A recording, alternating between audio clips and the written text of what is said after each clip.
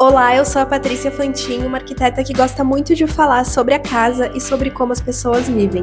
Nesse podcast eu compartilho contigo pensamentos e histórias relacionadas a esse universo. Entre e fique à vontade.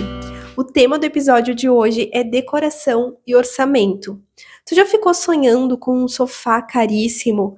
Ou se pegou imaginando uma reforma para tua casa que no fundo tu sabia que era uma reforma que não cabia no teu bolso? Pois saiba que tu não está sozinho. Não importa quanto dinheiro a gente tenha, a gente sempre vai querer fazer alguma coisa que está fora do nosso orçamento. E eu falo isso por experiência própria, tá? Porque eu faço projetos residenciais de casas de médio e de alto padrão, e nesses casos isso também acontece. E é claro, né, gente, é normal, porque quando a gente está fazendo algo novo, fazendo uma mudança, a gente está querendo mudar para melhor. E aí é natural que a gente almeje algo que muitas vezes está fora do nosso alcance. A gente gostaria de ter, mas tem formas de se alcançar isso e a gente vai ver ao longo desse episódio como adequar a decoração ao nosso orçamento.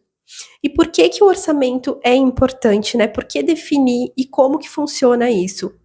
É muito importante definir um orçamento, porque senão, de duas uma, ou tu vai começar a fazer a tua decoração sem planejamento, vai começar a gastar ali aleatoriamente e não vai conseguir concluir a decoração porque vai acabar a verba, ou então tu vai ficar só no mundo da imaginação. Tu não vai conseguir executar, tirar aquilo ali do papel, se tu não sabe quanto que tu pode investir. Eu já tive uma experiência uma vez de fazer um projeto para pessoas que eram bem próximas a mim. Era um projeto de interiores, tinha detalhamento de marcenaria, tudo, mas era um projeto de interiores. E aí essas pessoas iam fazer, né, uma decoração ali, uma reforma lá na casa delas, e eu quis ajudar, não queria que fizessem sem o projeto para poder ter a melhor opção possível, né? E eu acabei fazendo um valor do projeto até bem baixo, assim, tirei só o meu custo para poder ajudar. E no fim, sabe o que que aconteceu? Essas pessoas nunca fizeram, de fato, nunca executaram o projeto, porque ficou um valor acima do que elas podiam, ou de repente elas nunca nem estipularam quanto que elas podiam, sabe, na verdade, e aí nem sabiam se aquilo ali estava dentro ou fora da realidade delas. Então esse é um grande problema. Eu não quero parecer grosseira, nem nada, mas eu vou falar uma verdade aqui, que é uma coisa muito real. Um projeto custa em relação ao valor total de uma obra, seja uma obra, um projeto de decoração ou um projeto de interiores, o projeto representa um valor muito pequeno do valor total que vai ser gasto para executar aquilo ali. Então, se a pessoa não tem condições de pagar pelo projeto, provavelmente ela não vai ter condições de fazer, de executar esse projeto também, e aí nunca vai sair do papel. É por isso que eu acho que tem coisas como a decoração que as pessoas têm que ter autonomia para fazerem elas mesmas, porque ninguém melhor do que tu para se conhecer e saber o que que tu gosta e o que que ficaria bom para tua casa. Afinal de contas, é tu que vai morar ali dentro, né? E uma decoração não exige um conhecimento técnico assim muito grande. É uma coisa que todo mundo pode fazer. E é por isso que eu criei o curso Sua Casa Decorada, onde eu ensino as pessoas tanto a adquirir esse autoconhecimento para saberem como fazer a decoração da casa delas, como também incluir lá um bônus com uma planilha de orçamento, porque a pessoa compra o curso para aprender como decorar a casa, ok? Mas eu botei lá como bônus uma planilha para ela poder fazer um levantamento de quanto que vai custar aquele projeto que ela está fazendo ali para casa dela, porque é importante que as coisas estejam alinhadas, que as expectativas estejam alinhadas com a realidade. E aí, por que que a gente vai estipular esse valor, né, para saber quanto que pode gastar e conseguir tirar do papel? Mas quais são os passos então para fazer um orçamento? Depois que tu sabe qual que é esse valor que tu tem para gastar, tu vai listar todos os materiais, todos os produtos, todos os serviços que tu vai precisar para fazer a tua decoração. Porque afinal de contas, às vezes tu vai precisar colocar um revestimento, fazer uma pintura, montar um móvel, alguma coisa que talvez tu não consiga fazer sozinho e aí tu vai precisar pagar alguém para fazer para ti. Tudo isso deve ser listado, não importa quão pequeno, quanto tu acha que o valor é irrisório, tem que estar ali, porque no final das contas, todos os valores importam na soma total. E depois que tu tiver essa lista, tu vai começar a levantar os valores junto aos fornecedores, para ver quanto que custam essas coisas que tu selecionou, esses produtos e esses serviços que tu vai precisar. E a última etapa é muito importante, que é os ajustes. Provavelmente, quando tu terminar de fazer o levantamento de valores, tu vai ver que a soma pode estar acima do valor inicial que tu gostaria de investir. E aí é importante que tu esteja preparado para fazer ajustes em algumas coisas e adequar esse projeto ao teu orçamento. Mas por que que os nossos desejos são maiores que o nosso orçamento? Nós temos fatores psicológicos, como, por exemplo, querer o que a gente não pode ter, ou sofrer influência das tendências. E também tem a questão da comparação social, de comparar o que tu tem com o que os outros têm. Também tem uma questão emocional, que muitas vezes a decoração é um reflexo dos sonhos da pessoa. Aquilo ali é a realização de um sonho. Então ela deposita uma importância muito grande para a decoração e por isso que às vezes acaba ficando algo além do que é possível. Eu já vi uma situação de uma casa que foi construída num condomínio de alto padrão e aí quando chegou a fase final dos acabamentos o dinheiro estava acabando. Mas o proprietário queria um modelo de privada X para colocar lá nos banheiros, que era uma privada bem cara. Tinha outras opções, mas ele queria aquele modelo. E daí, gente, chegou num nível assim que ele acabou deixando um dos banheiros da casa sem privada, porque faltou dinheiro para ele comprar aquele modelo que ele queria e não tinha outro modelo que servisse. Uma casa de alto padrão, num condomínio fechado, com móveis sob medida, tudo, e aí tinha um banheiro sem privada, porque faltou dinheiro para colocar aquela privada. Ele preferiu deixar um banheiro sem privada do que colocar um modelo mais barato ou abrir mão de alguma das outras coisas para poder colocar. Também já tive um caso de um cliente que a gente fez o projeto da casa dele, e daí, durante o processo do projeto, ele me pediu para fazer algumas modificações, aumentar algumas coisas, né, o tamanho, em relação ao tamanho da casa. E quando a gente chegou na etapa final, que era uma etapa onde eu fazia o levantamento para ver quanto que ia custar, ver a viabilidade financeira daquela obra, né, saber em média quanto que ia custar aquela construção, chegou num valor de 700 e poucos mil, e esse cliente, ele simplesmente não aceitou o meu orçamento. Ele começou a me questionar, queria saber como é que eu tinha calculado os tijolos, né? Disse que falou com o sogro dele, que não ia dar tudo aquilo ali, que não ia tanto tijolo, tananã, tananã, tá. Resumindo, ele não quis modificar o projeto para adequar o orçamento dele, porque ele achava que o levantamento que eu tinha feito estava, né, acima do que realmente era. E aí a gente concluiu o projeto do jeito que estava. Quando chegou na hora de fazer a obra e ele foi contratar o serviço, ele foi numa empresa que fazia a execução, a mão de obra, aliás, né, da obra, e também fornecia os materiais, e eles passaram para ele um valor que era bem semelhante ao que eu tinha passado, e aí, no fim das contas, ficou acima do orçamento dele, e ele acabou não construindo a casa, ele optou por não fazer a casa. E aí essas coisas são muito ruins, né? São frustrações.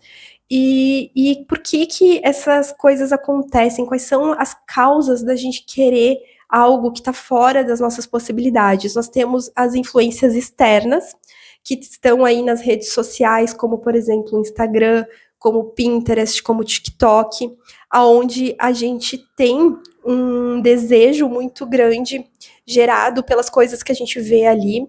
Tem também a comparação do que a gente tem com o que as outras pessoas têm. Eu até já fiz um episódio aqui do podcast falando sobre isso, que é um episódio onde eu falo das casas do TikTok, que as pessoas acabaram ficando até desgostando da casa delas, sabe? Passaram a não gostar mais das casas delas por causa da comparação, por causa do que elas viam nas redes sociais que as outras pessoas tinham, e passavam a desejar o que as outras pessoas tinham e não ficar mais satisfeitas com as coisas delas. Tem a questão do marketing também, que muitas vezes as marcas apresentam as coisas pra gente como se fosse algo essencial, como se a gente tivesse que ter aquilo ali de qualquer forma, e muitas vezes não é. E tem a pressão do estilo de vida também, que daí é algo interno. Tem as expectativas, né, que a sociedade coloca em cima da gente, espera que a gente tenha. Tem o querer acompanhar as outras pessoas, tu começa a olhar, sei lá, os teus amigos, os teus colegas de escola, de faculdade, ver as coisas que eles alcançaram, e aí tu começa a se sentir pressionado a acompanhar aquilo, a ter coisas no mesmo nível do que eles têm. Mas existem estratégias para equilibrar o nosso desejo com a realidade, e eu vou te falar aqui quais são. Primeiro, o que tu deve fazer é listar as tuas prioridades. E daí eu tô falando isso de duas formas diferentes. Tanto quando tu vai fazer a tua decoração e tu começa a listar as prioridades do que realmente é indispensável para ti. Isso aqui para mim é muito importante, eu não abro mão. Beleza, então eu vou focar nisso e vou procurar soluções mais econômicas para as outras coisas que são menos importantes. Também tô querendo falar da questão de listar prioridades em relação a tudo na vida. Por quê? Às vezes as pessoas não se dão conta, mas elas gastam um monte, por exemplo, com roupas. Mulheres gastam muito com roupas, compram várias peças, sendo que, às vezes, somando ali 2, 3 blusas que elas compram, poderia dar o valor de um item muito importante da decoração delas. A gente tem fases na vida em que a gente tem que dar prioridade para uma coisa ou para outra. Dificilmente tu vai poder fazer tudo o que tu quer ao mesmo tempo. E aí a casa tem que entrar nessa lista de prioridades. Às vezes é importante tu abrir mão de alguma outra coisa, deixar aquilo um pouco de lado para poder priorizar a decoração da tua casa. Então a gente tem que ter essa consciência. A outra estratégia é incorporar itens mais baratos, fazer misturas de itens que são mais caros, que tu desejava muito, que era muito importante para te ter, com outras coisas de menor valor. Por exemplo, se tu comprou aquele sofá caríssimo que tu queria, de repente coloca um móvel de menor valor no rack, investe num tapete mais em conta, sabe? Faz uma composição, isso fica equilibrado, não perde a qualidade da tua decoração e é uma forma mais econômica de fazer. Aí também tem a questão de ser criativo. Tu precisa ser criativo nessas horas. Procurar soluções, por exemplo, de repente, em vez de fazer um papel de parede, tu pode fazer alguma coisa com uma pintura. Existem coisas que a gente consegue fazer com tinta de um jeito mais fácil, como listras.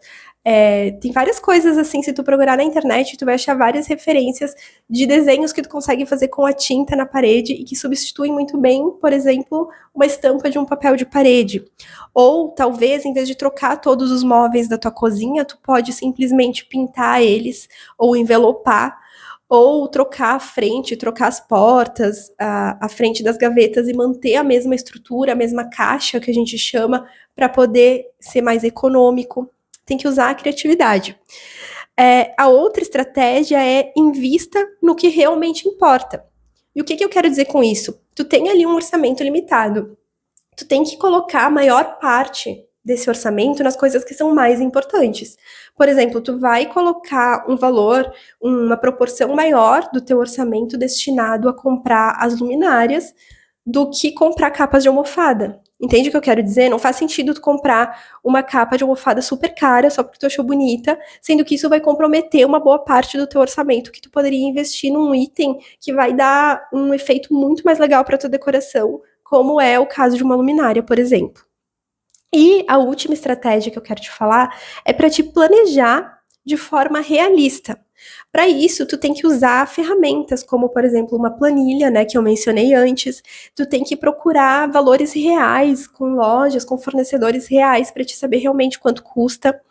Definir limites do que tu pode investir e estar preparado para fazer ajustes. Essa etapa é muito importante, porque se tu estiver disposto a procurar soluções alternativas e ajustar, com certeza tu vai conseguir fazer uma decoração que vai te agradar e que vai ficar dentro dos valores que tu pode gastar. Como que tu pode fazer para evitar frustrações durante esse processo? Se tem alguma coisa que tu deseja muito e que está fora do teu orçamento, tu pode procurar alternativas de coisas parecidas em marcas menores ou até em itens de segunda mão, coisas que já são usadas. Para comprar coisas de marcas menores, tu pode ir em lojas locais da tua cidade, que muitas vezes tem coisas de menor valor do que marcas muito grandes, e tu pode encontrar um item parecido com o que tu quer. Tu pode, por exemplo, procurar no Instagram, tem várias lojinhas com coisas bem bonitas, com um valor mais acessível, que são lojas menores, aí tu pode encontrar alguma coisa também alinhado com o que tu deseja. Para comprar coisas usadas, tu tem a opção de ir lá no Facebook, naqueles grupos em que as pessoas vendem coisas usadas. Tu pode ir numa loja de móveis usados da tua cidade. Tem algumas que fazem até feiras, né, para expor os itens. E se na tua cidade não tem isso, tu pode ir online, porque tem muitas lojas no país de coisas usadas que vendem online e mandam para o Brasil inteiro. E aí tu tem essas possibilidades. Eu acho importante falar também na possibilidade de transformar o que tu já tem. Olhar para o que tu tem dentro da tua casa de uma forma diferente. Às vezes, mudar o layout, trocar os móveis de lugar, mudar a cor da parede, ou pintar um móvel, já dá outra cara para o teu ambiente, já é uma forma de renovar bem mais econômica. No final das contas, gente, decorar é sobre expressar quem tu é e criar um ambiente que te faça se sentir bem e que te deixe feliz. E isso não tem que estar condicionado a ter o sofá mais caro da loja, tá bom? Eu quero te agradecer por ter me acompanhado até aqui e eu te vejo no próximo episódio. Um beijo, tchau!